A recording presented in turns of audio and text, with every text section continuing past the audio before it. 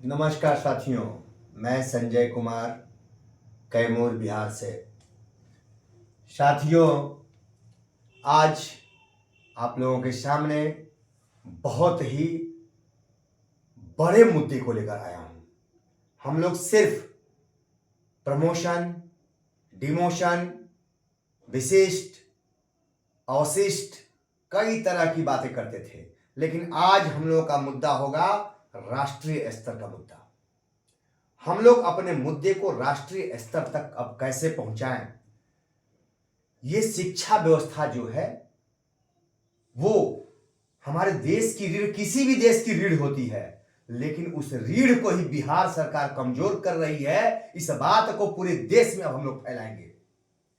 बिहार राज्य नियोजित शिक्षक समूह जो है इस मुद्दे को पूरे देश तक फैलाएगा और उसमें हम पहले इस मुद्दे को देखें। हम प्रधानमंत्री जी से आग्रह करते हैं कि अब बिहार पर ध्यान दें, बिहार की शिक्षा व्यवस्था पर ध्यान दें। शिक्षा व्यवस्था ध्वस्त हो रहा है, क्योंकि जहां शिक्षक का ही सम्मान नहीं होगा वहां शिक्षा और छात्र का क्या सम्मान होगा? वहां छात्रों की समस्याओं को क्या समझा जाएगा? वहां छात्र की समस्याओं को क्या देखेगी सरकार, और कौन देखेगा?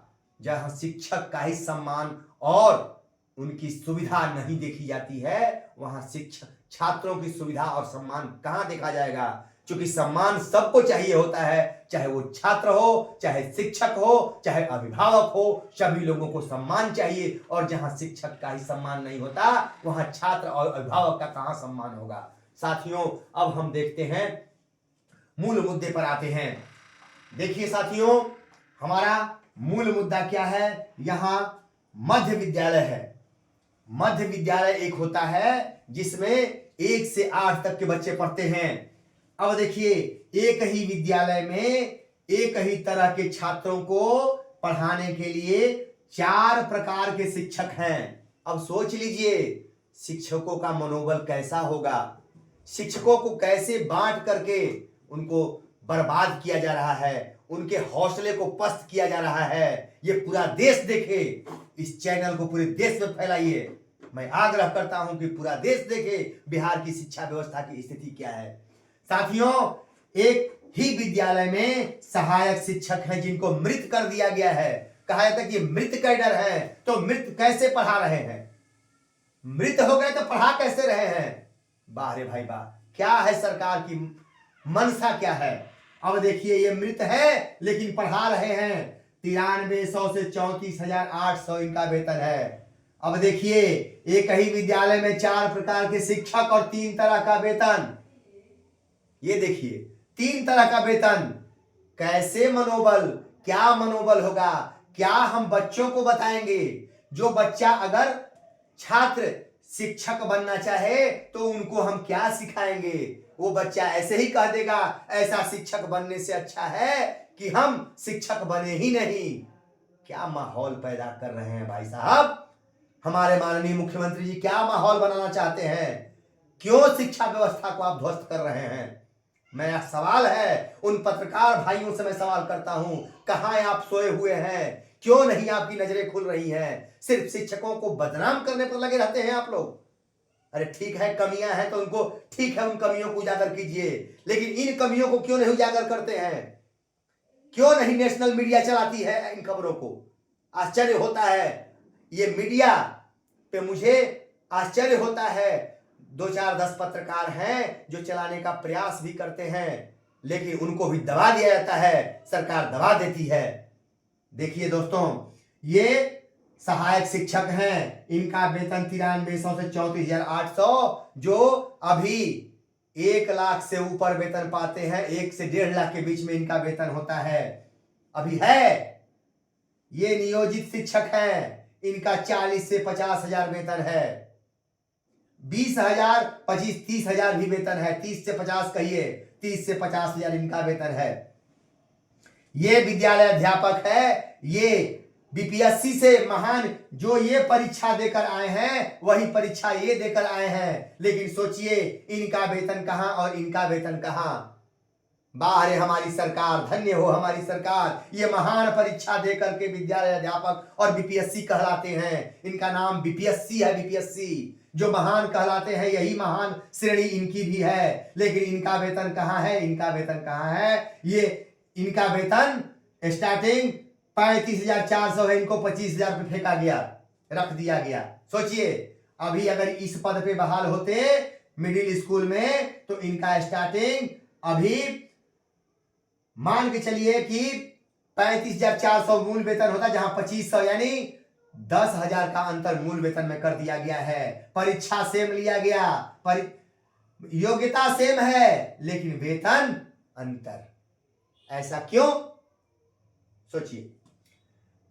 कहते हैं शिक्षा व्यवस्था सुधरनी चाहिए। अरे खाक सुधरेगी?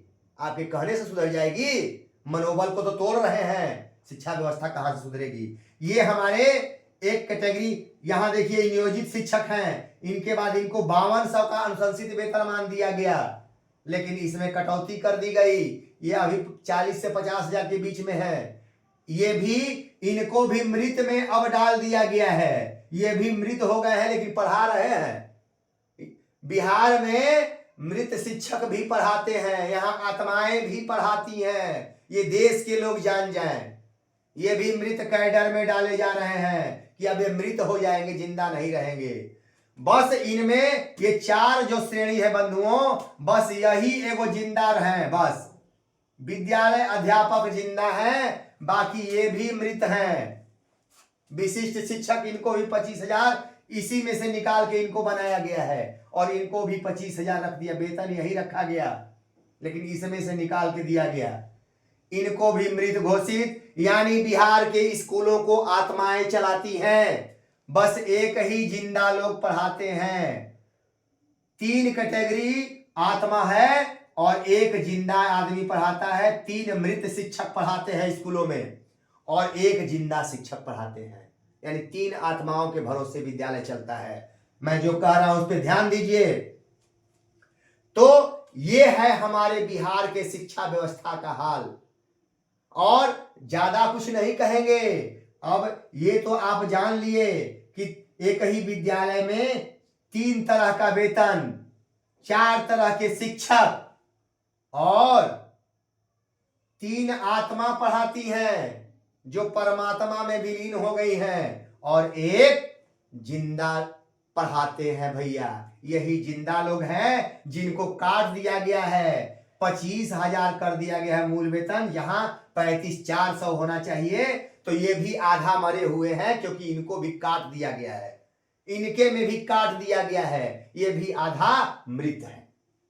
अब सुन लिया जाए, मृत के भरोसे चल रहे हैं बिहार के विद्यालय, आत्माएं चलाती हैं बिहार के विद्यालय को, ये आप ध्यान रखिए।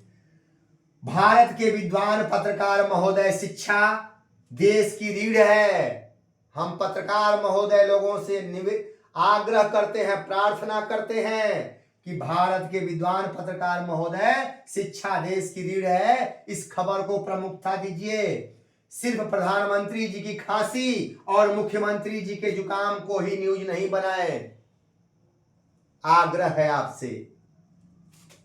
नमस्कार, फिर आएंगे, मिलेंगे अगली कड़ी में इसी तरह की खास खबर लेकर। नमस्कार साथियों।